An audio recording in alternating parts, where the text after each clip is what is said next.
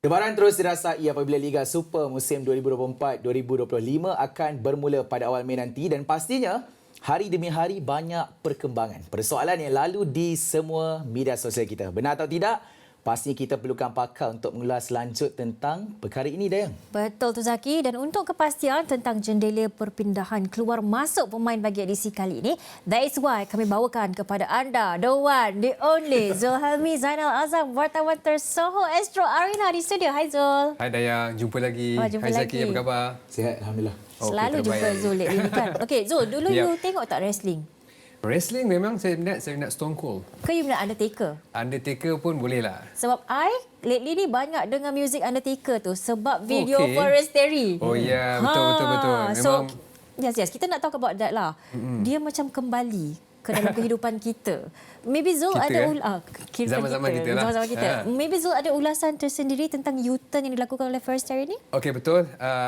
Undertaker tu muzik yang dimainkan untuk memperkenalkan kembali Fernando Forestieri yang saya rasa semua peminat Johor dah tahu. Forestieri kembali ke JDT selepas diumumkan keluar pada 7 Januari 2024, tapi pada 5 Februari dia kembali diumumkan menerusi satu pengenalan yang cukup unik lah orang kata kan. Kalau kita dapat lihat di kaca televisyen sekarang ni, Forestieri sah memperkuatkan pasukan JDT selepas mengharungi, saya boleh katakan, musiman suka Dayang sebab pada 2023 dia mengalami kecederaan.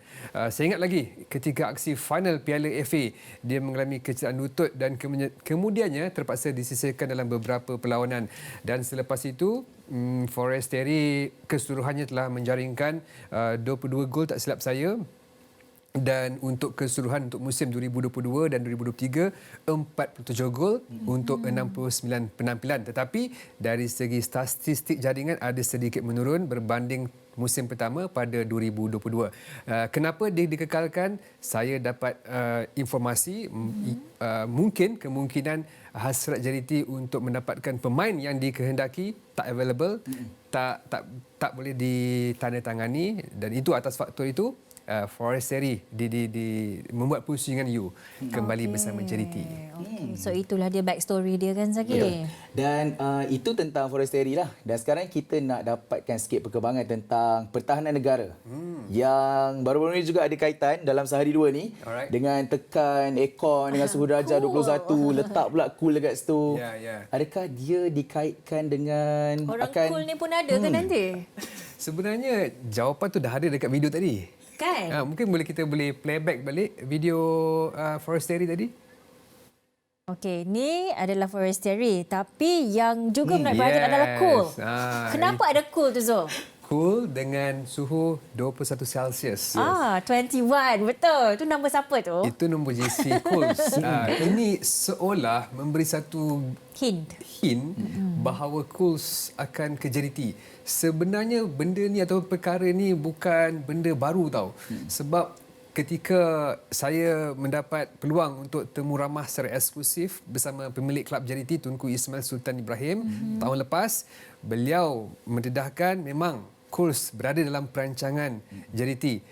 Dion Coles akan menjadi pemain JDT suatu hari nanti. Betul. Itu antara kenyataan. Ya, kita ingat lagi interview tu Zul. Yes. Betul. Dan perkara itu, hint ini berlaku semalam.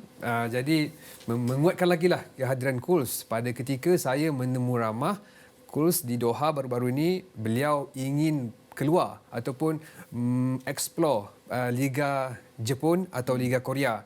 Jadi mungkin yalah dalam perpindahan ni apa-apa boleh berlaku.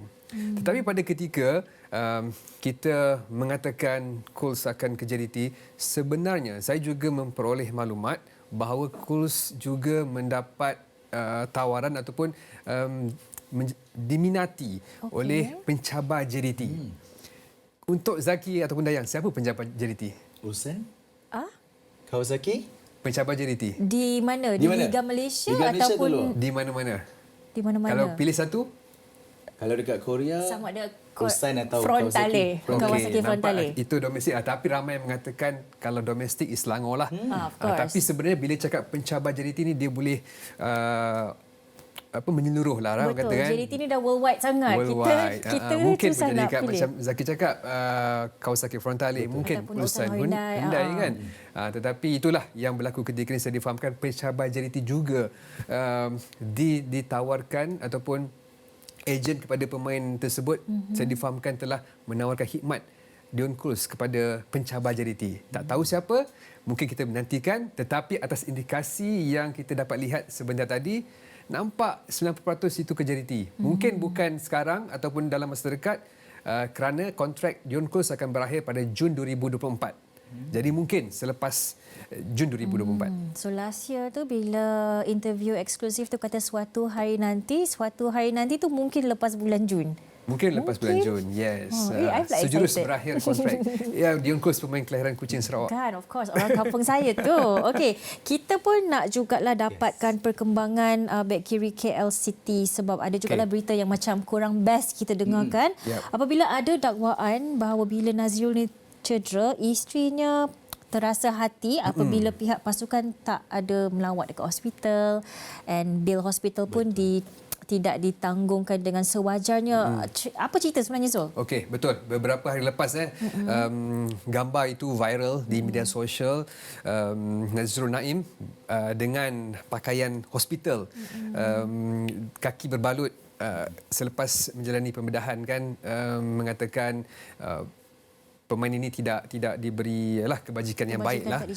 Dan saya cuba mendapatkan kedua pihak untuk mengetahui dengan lebih jelas tentang perkara ini, apakah situasi sebenar yang dialami. Tetapi gagal untuk dihubungi ataupun mereka masih belum mahu memberi perkongsian yang rasmilah. Tetapi apa yang saya terima, saya melihat ataupun lebih kepada masalah komunikasi ataupun ia hanya adalah isu komunikasi antara kedua pihak, yang mana ada pihak yang memberitahu saya pihak KL City telah assist penuhnya kecederaan Nazrul Naim. Hanya tunggakan gaji itu tidak dinafikan. Pihak tersebut tidak menafikan perkara itu berlaku.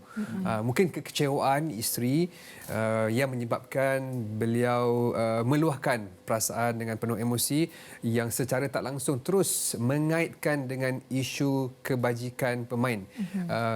Dan itu nampaknya ada sedikit salah faham lah, salah faham antara kedua pihak, dan saya percaya KL City ketika ini komited untuk menyelesaikan isu tunggakan gaji terlebih dahulu, dan berdasarkan mengenali CEO Stanley, beliau sering mengalami kecederaan sebelum ini dan saya rasa dia tahu dan memahami pemain yang mengalami kecederaan. Betul. Dan itu sikit sebanyak tentang perkembangan Nazrul Naim lah, dan kita harap segala-galanya dipermudahkanlah urusannya. Yes. Baik, bercerita tentang Liga Super. Alright. Pastinya bila Kelantan dah tak terlibat untuk musim yang akan datang ni, ada juga gembar-gembur antara 3 pasukan yang akan dijangka naik ke Liga Super lah. Yang pertama KL Rovers, seperti laporan awal tadi, hari ini, dan juga Immigration melalui siasatan Zul sendiri. Pasukan mana yang akan Siapa muncul yang ada peluang datang paling baru Liga Super? Zaki orang Melaka. Saya orang Melaka. Melaka tak memohon lesen kebangsaan.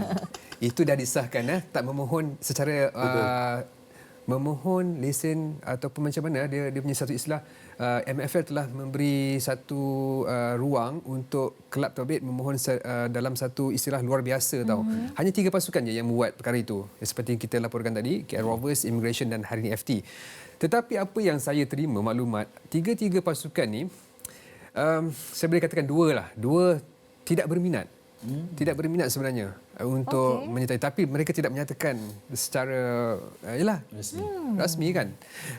Itu yang kita dimaklumkan. Tetapi salah satu pasukan yang lebih serius, saya nampak KL Rovers, yang mana saya dapat tahu mereka memenuhi kriteria yang ditetapkan. Dia sebenarnya banyak tau kriteria untuk mendapatkan lesen kebangsaan tu. Saya rasa ada beberapa list lah yang perlu mereka, antaranya macam financial, commercial, facilities, and then proof of funds. Dan saya dimaklumkan KL Rovers berjaya menunjukkan proof of fund sebanyak 5 juta itu. Cumanya mungkin hanya masa ataupun hanya menunggu FIB, First Eastern Body, dan unit pelesenan kelab untuk memperhalusi, menilai permohonan berkenaan. Okey. Dan kalau tiada arah melintang, saya nampak KL Rovers antara pilihan terbaik untuk dipromosikan ke Liga Super. Walaupun dah ada KL City, pada ketika saya difahamkan seperti saya sebutkan tadi, ada dua pasukan. Saya tak ingin sebut nama, tapi sebenarnya tak mahu ke Liga Super, belum mahu ke Liga Super lagi. Belum bersedia mungkin untuk ke Yep. Liga Super. So kalau daripada pemerhatian MFL sendiri, mereka prefer antara tiga ni, siapa preference MFL? Maybe Zul dah korek ke apa ke? Sepatutnya pasukan yang memenuhi kriteria, Which is KL Rover lah. which is KL Rovers. Tapi kalau ikutkan, mereka memerlukan, mungkinlah ini pendapat saya, mereka memerlukan pasukan negeri. Faham. Melaka kan.